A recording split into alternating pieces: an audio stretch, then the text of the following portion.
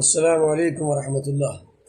دوستو، پینے والی چیزیں یعنی کہ پانی، جوس یا شربت وغیرہ جو بھی کچھ ہوتے ہیں، اس کو ہمیں ایک دم سے ایک سانس میں نہیں پینا چاہیے کہ بس لیا اور گٹ گٹ کر کے بہت سارا اتار لیا۔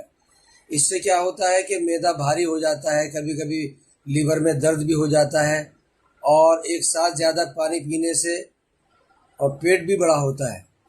خود سرور کائنات سرکار دو عالم صلی اللہ علیہ وسلم پینے والی چیزوں کو 3 سانس میں پیتے تھے اور فرماتے تھے کہ ایسا کرنے سے اطمینان ہو جاتا ہے، قلب کو سکون ملتا ہے۔ دوستو، فرماتے تھے حضور پاک صلی اللہ علیہ وسلم کہ ایسا کرنے سے بیماریوں سے حفاظت ہوتی ہے۔